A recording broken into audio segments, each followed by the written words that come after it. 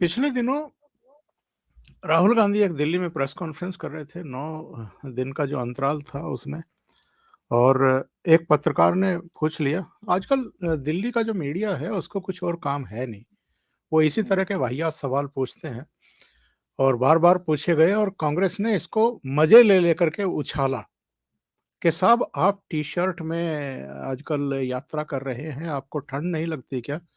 तो राहुल गांधी ने बहुत इतराते हुए उस पत्रकार से कहा कि आप इसलिए स्वेटर और दूसरे कपड़े लादे हुए हो क्योंकि आप सर्दी से डरते हो, मैं नहीं डरता।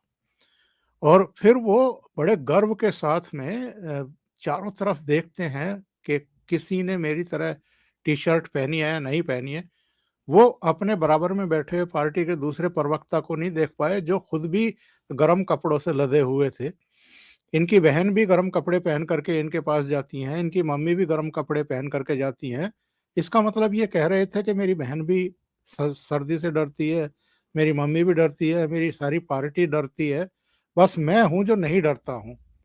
पर आज 2 ट्वीट मैं देख रहा था।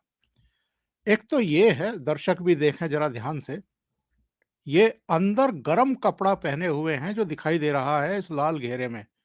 टी-शर्ट के नीचे एक गरम कपड़ा इन्होंने पहना हुआ है जो सर्दी को रोकता है। एक दूसरा चित्र देखिए, ये भी ट्विटर पर डाला गया है कांग्रेस के द्वारा, और तेजिंदर पाल सिंह बग्गा ने इस पर एक रीट्वीट करते हुए लिखा है कि 4 डिग्री तापमान में राजनीति के लिए एक बच्चे को कपड़े उतार के घुमाना एक बेशर्म ही कर सकता है। एक बहुत छोटा बच्चा है, 10-12 साल का होगा मुश्किल से, 10 साल का मुश्किल से होगा। उसको आप अधनंगे बदन में 4 डिग्री सेल्सियस में हाथ पकड़ कर के चल रहे हैं। क्या साबित करना चाहते हैं भाऊ राहुल गांधी? नहीं मैंने वो बारीक मुझे छोटा अक्षर वगैरह दिखाई नहीं देता, जी। वरना शायद नीचे कुछ संवैधानिक सूचना लिखी होगी कि ये एडवर्टाइज के लिए ऐसा कोई प्रयास मत करो। तो जो करते मोटरसाइकिल हवा में उड़ाते, बर्फ से गिरते, ऐसी कोई एडवर्टाइज बनाते हैं तो उसको नीचे लिखा होता है कि ये ट्रिक सीन है, ये ट्रिक सीन है, आप इसी ढंग से कोई बर्ताव ना करें, ऐसी एक सूचना लिखी जाती है। शायद उन्होंने भी लिखी होगी तो मुझे पता नहीं।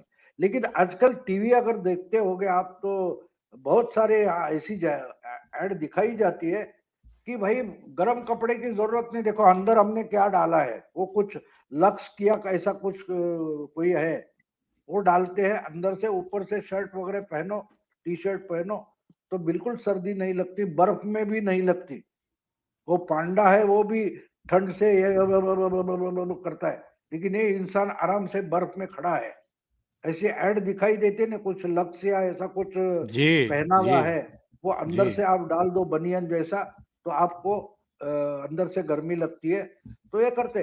लेकिन एक बात होती है ना, देखो कि जब ऐसे फोटो या फिल्म पेश की जाती है तो शायद ही इनसे अगर कंपटीशन करे तो रजनीकांत कर सकते हैं, रजनीकांत कर सकते हैं, दूसरा कोई कर नहीं सकता ना। ऐसी चीजें रजनीकांत कर सकता है, तो ये मोदी को चैलेंज नहीं दे रहे, ये रजनीकांत को चैलेंज दे रहे, ये हमें समझना जरूरी है।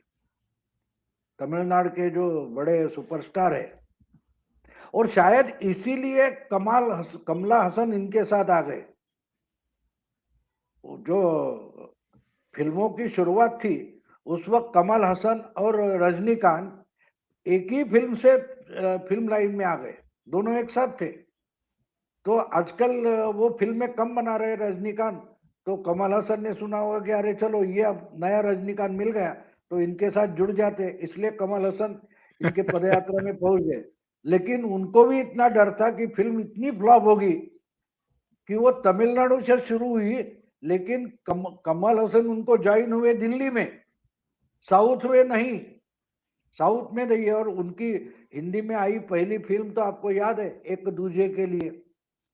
जी हाँ, जी हाँ। कमल हसन और राहुल गांधी एक दूजे के लिए पैदा हो गए होंगे, शायद इसलिए पहुंच गए वही जगह। बिल्कुल सही कह रहे हैं भाऊ।